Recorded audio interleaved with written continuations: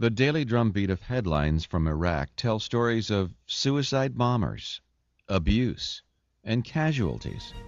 But there is another story of America in Iraq.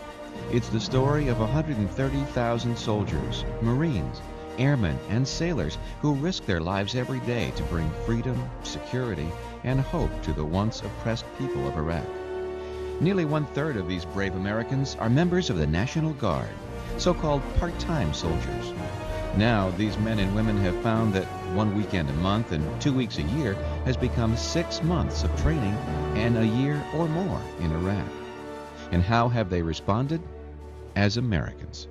Americans who face the hardships and dangers of their mission with determination, courage, and even humor.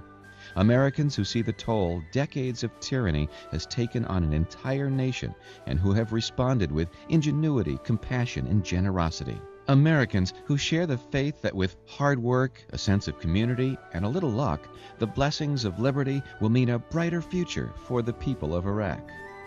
Citizen Soldiers in Iraq, the story of the National Guard, is about ordinary Americans doing extraordinary things 6,000 miles away from the lives they left behind.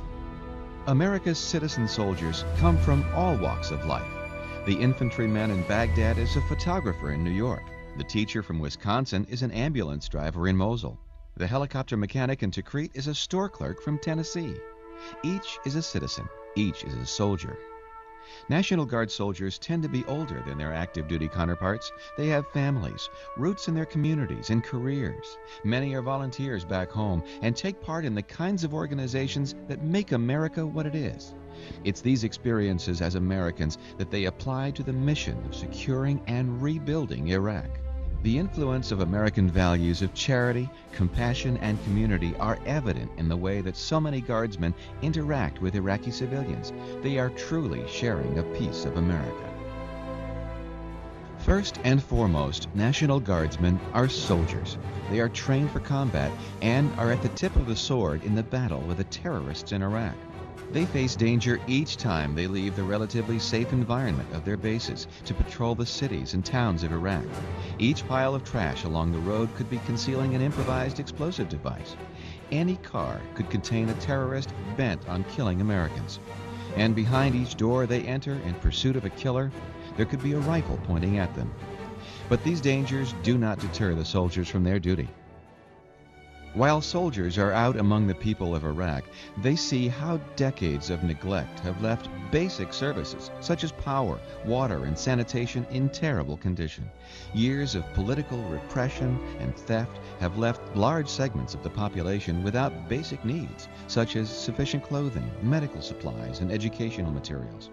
While the government and the armed services have created official reconstruction projects, individual and small groups of soldiers have taken it upon themselves to make a positive impact upon the people of Iraq, especially the children. Lieutenant Ryan Casper is a school teacher in Wisconsin. He planned to connect his students back home with students in Iraq, but he soon realized that Iraqi children had many more basic needs, and he set about to fill as many of them as he could. He emailed a few friends back home asking them to send some extra school supplies. Soon, that plea for help spread to over 300 people from around the country, and he found himself with more school supplies than he ever imagined. Delivering the supplies was literally a military exercise. Each trip meant a convoy of 3 armed Humvees and 2 ambulances, one for potential casualties and one filled with school supplies. Each mission required 10 to 15 volunteers.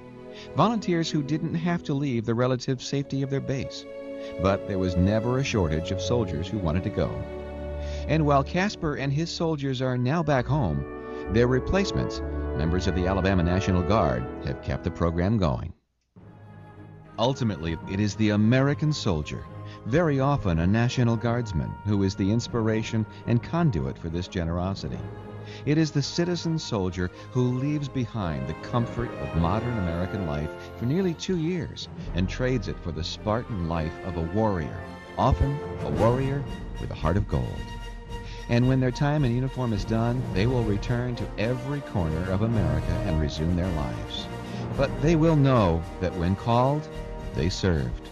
And they served with bravery, honor, and compassion. Citizen Soldiers in Iraq, the story of the National Guard, is a unique opportunity to document the successes, experiences, and the spirit of America's citizen soldier.